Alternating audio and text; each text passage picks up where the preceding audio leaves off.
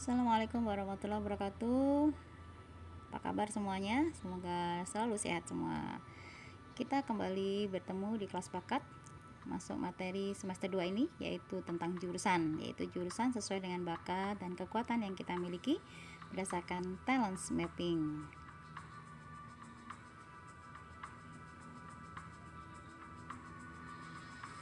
Nah, kita lihat dulu fakta kenapa kita membahas ini, yaitu karena berdasarkan data bahwa ternyata mahasiswa di Indonesia ini 87% itu salah jurusan, ya, salah jurusan.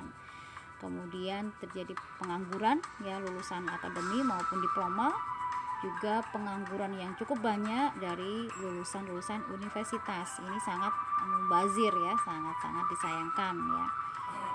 Nah, makanya dengan belajar ini kita berharap tidak ada lagi yang salah jurusan, sehingga bekerja sesuai dengan bakat dan minatnya.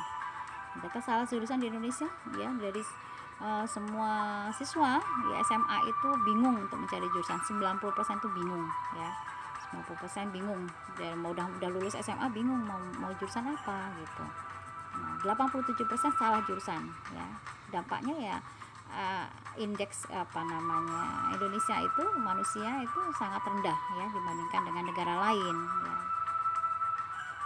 Ini fakta yang terjadi di Indonesia. Ini tidak ingin kita lakukan lagi, tidak ingin terjadi lagi. Dengan belajar talent mapping ini diharapkan kalian tidak lagi salah mengambil jurusan dan salah dalam menemukan tujuan hidup, ya. Ya, berdasarkan hasil dari koran Kompas, ya, 40% mahasiswa itu di DO itu dikeluarkan, drop out, ya, akibat salah jurusan. Kalau udah salah jurusan itu pasti akan belajarnya juga akan tidak maksimal, karena tidak bisa menyerap pelajaran dengan baik, ya. Tidak akan bisa menyerap pelajaran dengan baik, dia kesulitan sehingga nilainya jelek, ya, nilainya tidak bisa diangkat, ya, tidak bisa diperbaiki, ya, terpaksa harus dikeluarkan, ya, seperti itu. Ini kok bisa, ya, itu alasannya apa sih, kenapa kok bisa salah jurusan, ya? Ya, penyebab salah jurusan itu ada yang begini, mengatakan dulu sih belum tahu niatnya di mana, itu tadi karena bingung, ya. Kemudian juga nggak nyangka kalau jurusan diambil ternyata kuliahnya seperti ini. Jadi sebelum mengambil jurusan tentunya harusnya kalian sudah melihat apa aja isinya, mata kuliahnya apa aja, nanti pekerjaannya di bidang apa, seperti itu. Ya, kemudian ada lagi mengatakan jurusan ini permintaan atau paksaan orang tua, dan ini mudah-mudahan tidak terjadi lagi, ya, mengambil jurusan yang karena orang tua, bukan karena diri kalian, ya, potensi kalian. Kalau karena orang tua tidak akan bertahan lama. Juga ada alasannya sebenarnya sudah tahu minatnya di mana, tapi prospek kerjanya yang kurang menjanjikan, artinya tidak percaya dengan janji atau rezeki dari Allah, seperti itu. Kemudian ada juga yang mengatakan takut nggak kuliah, ya, gengsi, ya, pokoknya yang penting kuliah, jurusan apa aja yang penting jadi mahasiswa atau kuliah. Nah, ini juga tidak baik, ya, dan alasan-alasan lainnya, ya, seperti itu. Nah, ini harapannya tidak akan terjadi pada kalian, ya. Dengan talent mapping maka salah satu problem tadi salah jurusan bisa diatasi, ya. Ini talent mapping bukan salah satu solusi untuk menemukan jurusan dan karir yang tepat sesuai dengan minat dan bakat, ya. Nah, makanya dipelajari betul, dilihat dulu betul hasil talent mapping kalian, ya. Nah, apa hubungannya nanti dari sini, ya, kita akan melihat jurusan yang tepat dari strength cluster map, ya. Coba diperhatikan strength cluster map kalian di hasil talent mappingnya, mana bagian-bagian yang berwarna merah bagian kotak dalam, ya. Di bagian kotak dalam yang berwarna merah, itulah potensi-potensi yang nanti akan menentukan jurusan yang terbaik yang sesuai dengan minat dan bakat kalian. Kita akan membahas pada kali ini adalah tiga klaster yang akan kita bahas jurusan-jurusannya, ya. Klaster servicing, ya, S, klaster networking, N, dan klaster headman, ya. Kita masuk ke klaster serving. Klaster serving ada di bagian kanan atas, ya. Di situ ada dua kelompok, ya, ada dua kelompok tipologi yang sudah kalian pelajarin semester kemarin, yaitu ada caretaker dan kemudian ada kelompok atau tipologi atau tipe kekuatan server. Nah, jurusan-jurusan apa yang cocok untuk kelompok-kelompok ini? Yaitu kalau untuk di caretaker, yaitu jurusan yang berhubungan dengan keperawatan, ya, jurusan dengan keperawatan. atau berhubungan dengan spiritual seperti itu. Kemudian yang di kelompok server itu jurusan-jurusan yang berhubungan dengan pelayanan ya, pelayanan yaitu ada assisting gridnya, aktivitasnya seperti itu ya. Nah, contohnya seperti apa? Nah, ini contohnya ya. Untuk keperawatan itu ada jurusan ilmu keperawatan ya. Nanti bidang-bidang yang terkait dengan itu banyak gitu, nanti bisa kalian pilih sesuai dengan minat dan bakat. Kemudian juga ada jurusan perhotelan misalkan ya, ini contoh aja ya, untuk bidang perawatan atau perhotelan juga sama gitu ya.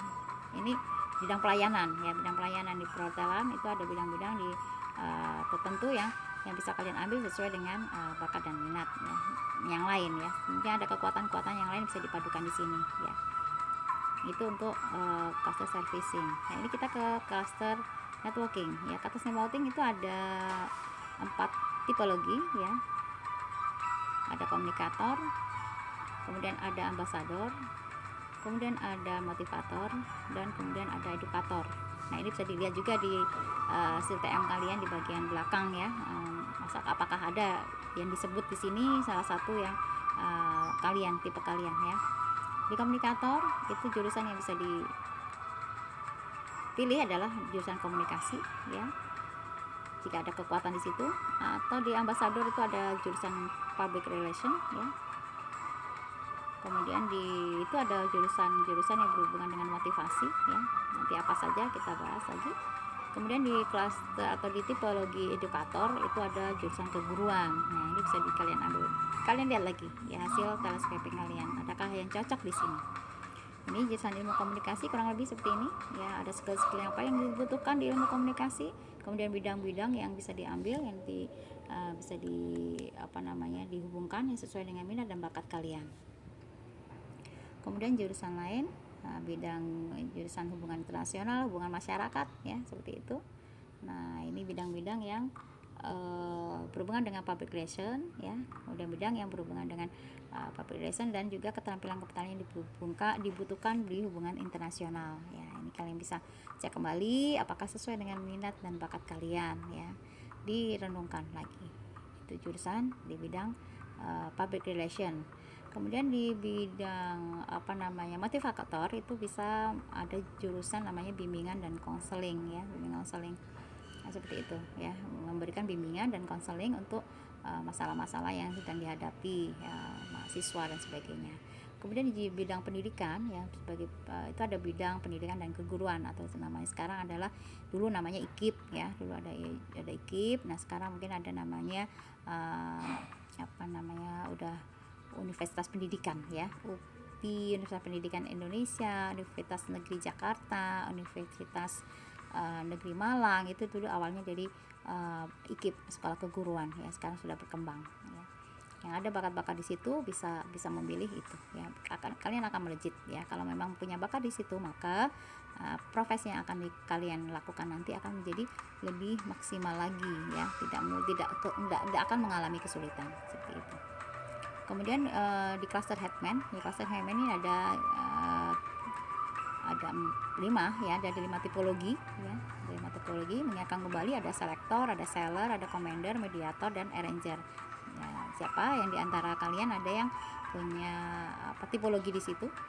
Jurusan yang bisa diambil adalah di selektor itu ada jurusan psikologi, kemudian di seller ada jurusan penjualan, kemudian ada atau ekonomi. Di commander ada jurusan tentang berhubungan dengan kepemimpinan, ada di cluster mediator berhubungan dengan hukum gitu ya, dan di arranger itu ada manajemen ya.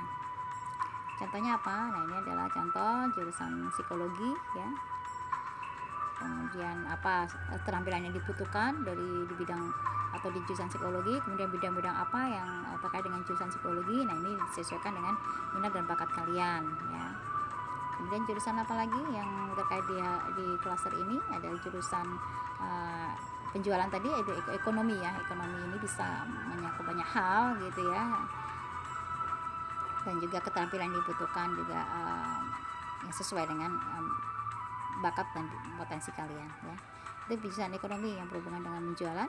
Kemudian ada jurusan leader kepemimpinan ya. Kepemimpinan ini berhubungan dengan komen gitu, seperti itu. Ada sekolah tinggi intelijen negara, kemudian ada sekolah tinggi sandi negara, ada akademi kepolisian, ada TNI dan sebagainya. Nah, ini kalau kalian punya bakat di sini bisa mengambil salah satu atau yang lain yang berhubungan dengan kepemimpinan ya, SPPDN ya, SPPDN, sekolah tinggi pemerintahan daerah, seperti itu. Nah, itu juga bisa menjadi bagian dari jurusan yang tepat sesuai dengan bakat kalian ya. Kemudian jurusan berikutnya adalah berhubungan dengan mediator tadi ya. Ada jurusan hukum ya. Nah, ini tentang hukum ya, apa aja yang skill yang dibutuhkan, kemudian hal-hal yang berhubungan dengan jurusan hukum. Kemudian berikutnya ada jurusan tentang manajemen ya, di jurusan bidang ada jurusan dan bidang bisnis dan manajemen. Nah, ini bisa diambil jika kalian punya bakat di situ, masih di cluster Headman ya.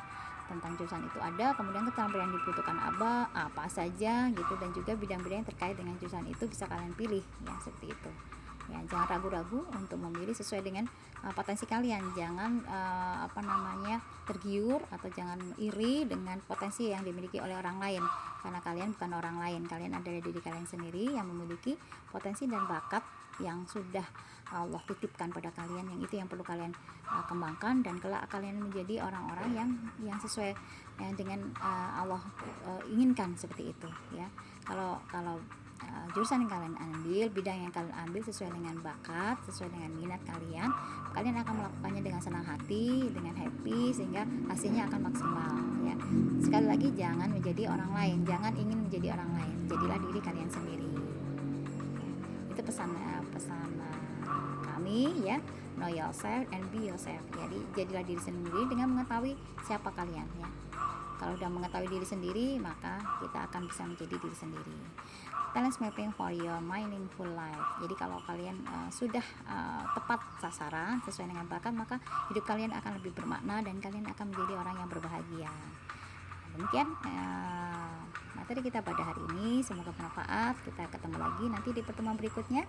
Assalamualaikum warahmatullahi wabarakatuh.